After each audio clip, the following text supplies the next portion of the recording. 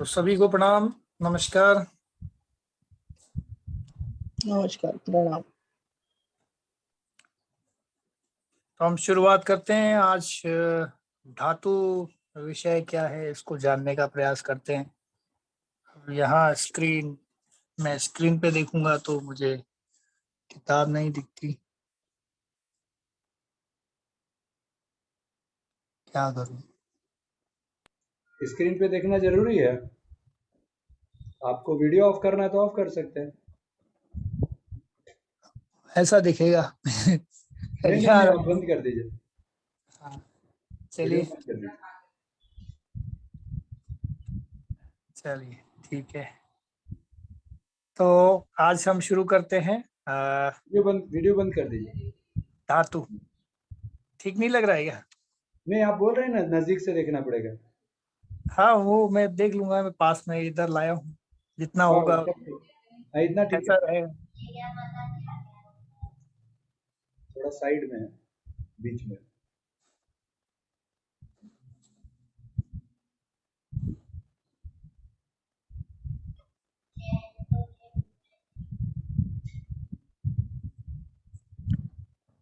तो हम देखते हैं कि धातु क्या है।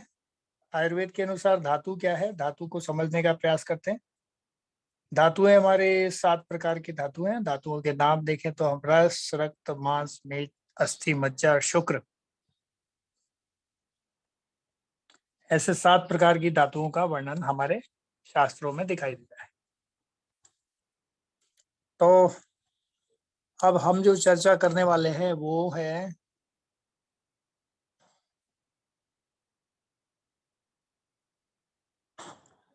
तो सबसे पहले हम देखने का प्रयास करते हैं धातु का निर्माण कैसे होता है। धातु का निर्माण कैसे होता है, इस पर विषय पर हम चर्चा करते हैं।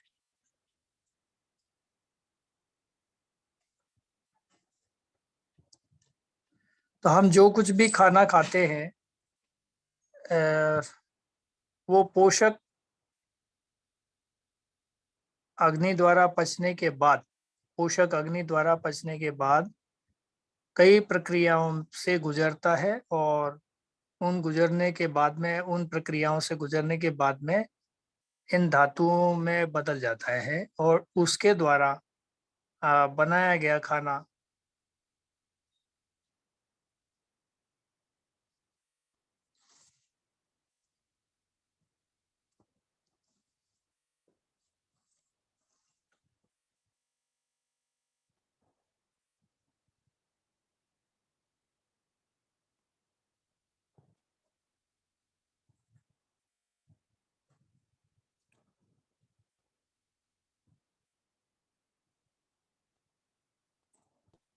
हेलो, आवाज नहीं आ रही सर।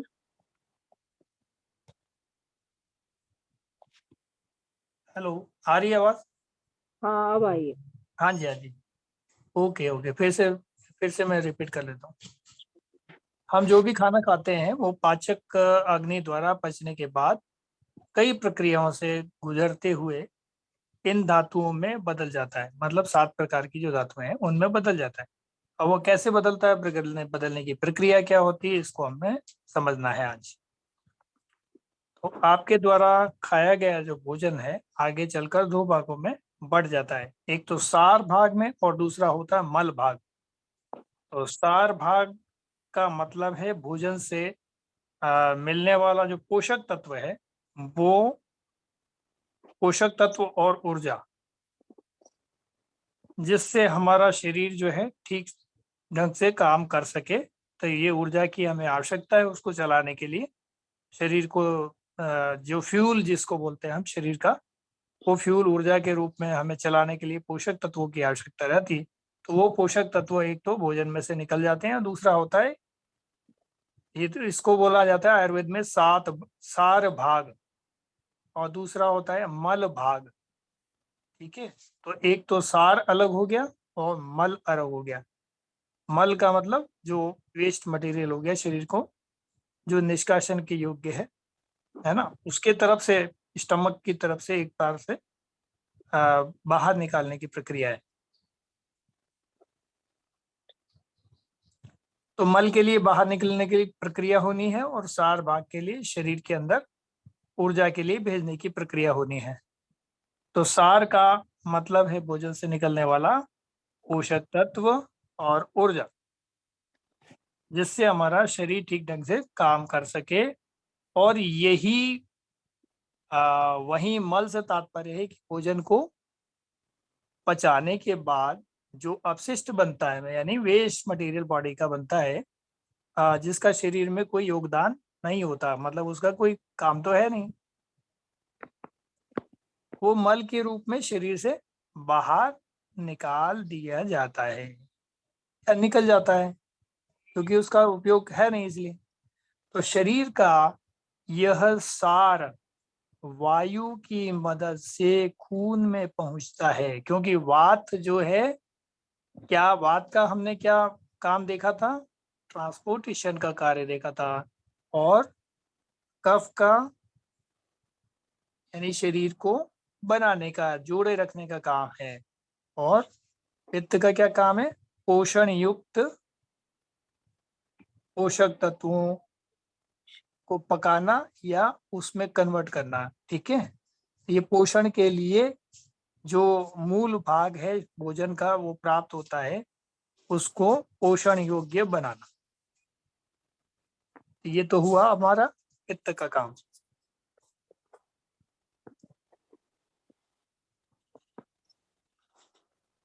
तो भोजन का यह सार वायु की मदद से खून में पहुंच जाता है और फिर खून के माध्यम से यह पूरे शरीर में फैलकर धातुओं को बनाता है। क्या करता है? पूरे शरीर में धातुओं को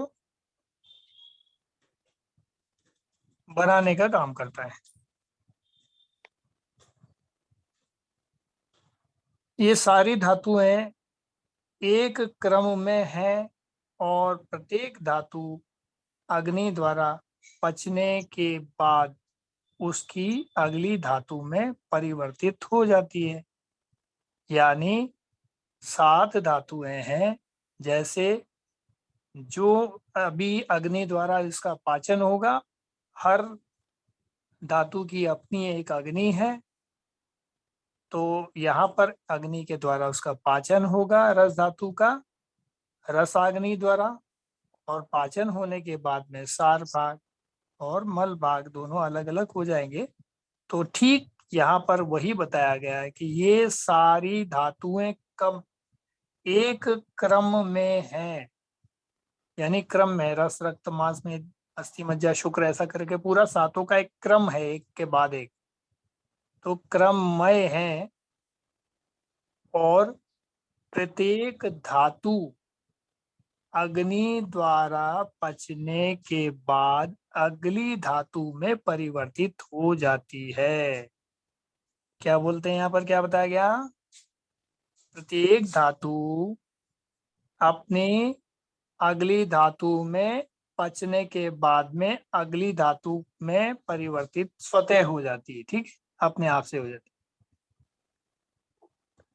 जैसे कि जो आप खाना खाते हैं वो पाचक अग्नि द्वारा पचने के बाद सबसे पहले रस अर्थात प्लाज्मा में बदलता है, उसके बाद प्लाज्मा खून में, और फिर खून से मांसपेशियां बनती है। तो रस रक्त मांस में मांस तक की प्रक्रिया यहाँ पर इस प्रकार से होती है। तो पहले क्या बना? रस, फिर उसके बाद बना रक्त, फिर उसके बाद बना मांस, तो वो मांसपेशियों में कन्वर्ट हो गया। तो यहाँ क्या बताया हुआ है? यानी पाचक अग्नि द्वारा पचने के बाद हमारा जो भोजन है सबसे पहले रस अर्थात प्लाज्मा में बदलता है, उसके बाद प्लाज्मा खून में यानी रक्त में, और फिर खून से मांसपेशियां बनती हैं। इस तरह की बात कही।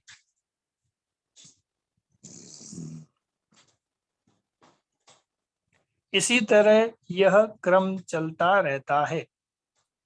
सबसे अंत में शुक्र अर्थात प्रजनन संबंधी ऊतक जैसे कि वीर्य, शुक्राणु आदि बनते हैं। तो क्या कहा गया है कि प्रजनन संबंधी जो यानी शुक्र धातु का आखिर में निर्माण होता है, तो आखिर में फिर उसके बाद में उसी शुक्र अर्थात प्रजनन संबंधी उत्तक या जैसे कि वीर्य, शुक्राणु आदि ये सब बनते हैं। इसलिए कहा जाता है कि शरीर में पाचक अग्नि का ठीक होना बहुत ही जरूरी है।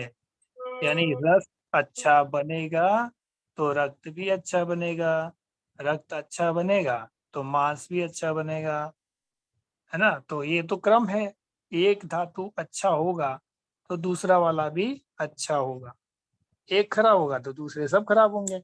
इसलिए कहा गया है कि रस धातु का निर्माण अच्छी प्रक्रिया, अच्छी व्यवस्था में होना चाहिए, है ना। तो इसलिए रस अच्छा बनना चाहिए, यानी खाने का ठीक से पाचन होना चाहिए, ऐसा कहा गया है। खाने का ठीक से पाचन नहीं होगा तो रक्त भी नहीं बनेगा, रक्त नहीं बनेगा तो फिर क्या होगा, आगे की जो मांस धातु है वो बॉडी में वो भी नहीं बनेगा, उसका क्षरण होने लगेगा जो है। फिर रस, रक्त, मांस, फिर मेद, मेद भी धातु से हमारा ब्रेन वगैरह सब चलता है, या बोन मेरो इस टाइप का कुछ, ये स्वयं क्रम नहीं हो पाएगा, चलेगा नहीं। रस, रक्त, मांस, मेद, फिर अस्थि, फिर हड्डी, हड्डियों का जो वो क्रम भी नहीं होगा। अस्थि, मज्जा, शुक्र, मज्जा का मतलब बोन मेरो होता है, ठीक है। फिर शुक्र, तो इस तरह से इसका पूरा क्रम चलता है सातों धातुओं का। यानी एक खराब होगी तो दूसरी सभी खराब होने वाली है। एक खराब यानी पाचक, रस खराब होगा, पाचक धातु यानी रस धातु हमारी खराब होगी, ठीक से पाचन नहीं हो पाया तो बाकी सारी की सारी धातुएं भी खराब होने वाली है।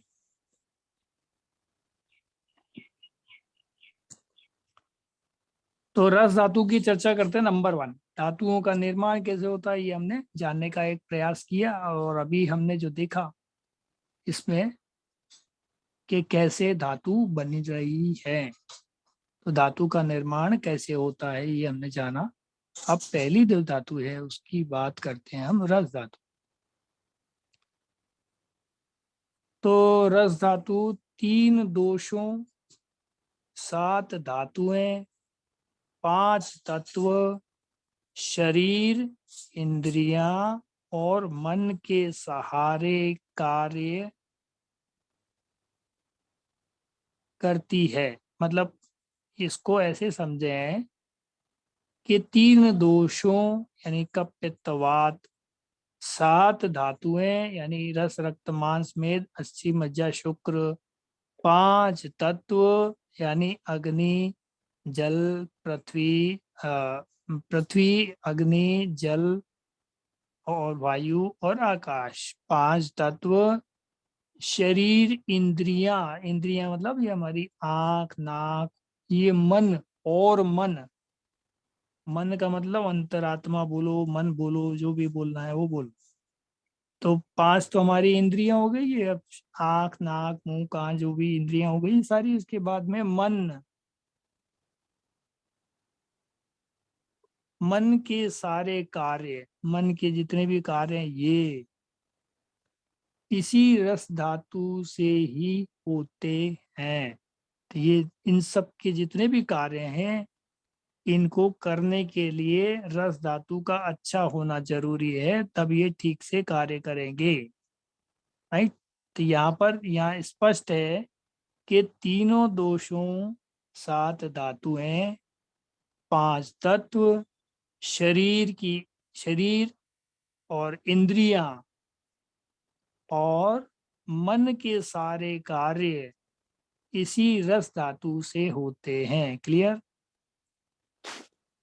रस धातु का निर्माण पाचन तंत्र में होता है। रस धातु कहाँ बनती है? पाचन तंत्र, हमारा डाइजेस्टिव सिस्टम इंग्लिश में बोले तो, हिंदी में बोले तो पाचन तंत्र, यानी खाना जो पचने का काम होता है, वहीं पर रस धातु का निर्माण होता है। और फिर यह रस रक्त द्वारा पूरे शरीर में फैल जाता है। क्या होता है, ये ही रस जो पाचन के बाद में अग्नियों द्वारा दिया गया रस है, जठराग्नि और रस द्वारा, अब ये किस में चला जाता है, रक्त में चला जाता है, यानी रक्त धातु का निर्माण कर देता है और रक्त पूरे शरीर में फैल जाता है, यानी पोषण देने के लिए। फिर क्योंकि मांसपेशियों को पुष्ट करना है, तो यहाँ जहाँ कहीं भी शरीर में मांसपेशियां हैं, उनको काम के लिए पोषण की जरूरत है। पोषण के लिए जो भी मिनरल विटामिन होते हैं, वो ये रक्त जो है अपने साथ लेके चला जाता है। ठीक है,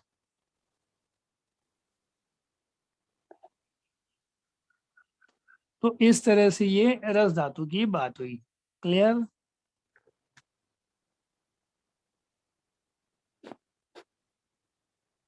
तो रस धातु का निर्माण कहाँ हुआ, पाचन तंत्र में, और फिर यह रस रक्त द्वारा पूरे शरीर में फैल जाता है, और फिर दोषों में गड़बड़ी होने पर धातुओं के स्तर में भी बदलाव होने लगता है।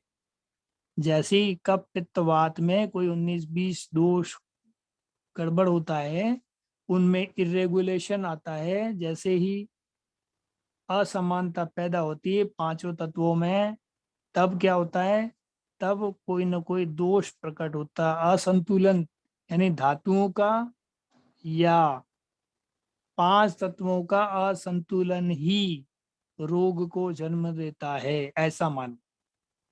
आयुर्वेद कहता है कोई भी रोग इसके बिना नहीं आ सकता। राइट? तो किसी न किसी धातु की अधिकता या किसी कंटेंट तत्व के ज्यादा या कम के कारण ही शरीर में रोग होंगे, ये बात जान लेना आवश्यक है।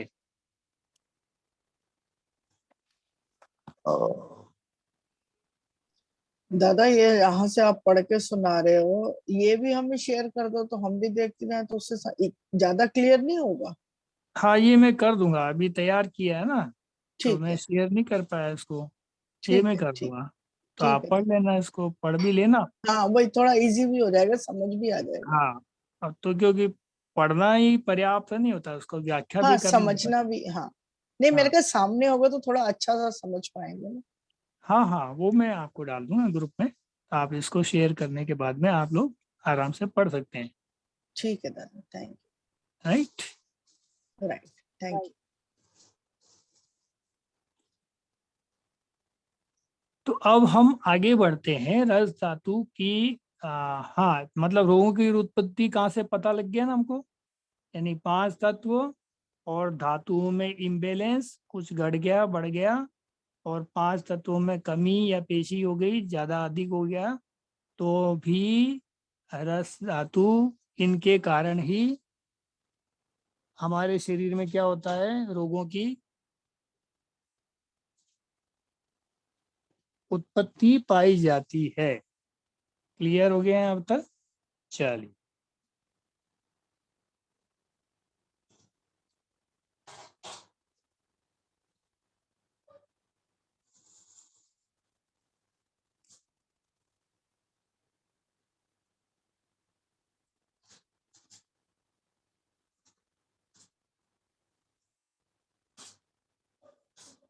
1 मिनट रुक जाओ, तो ये रस और रक्त का तो मैं अभी शेयर कर देता हूँ।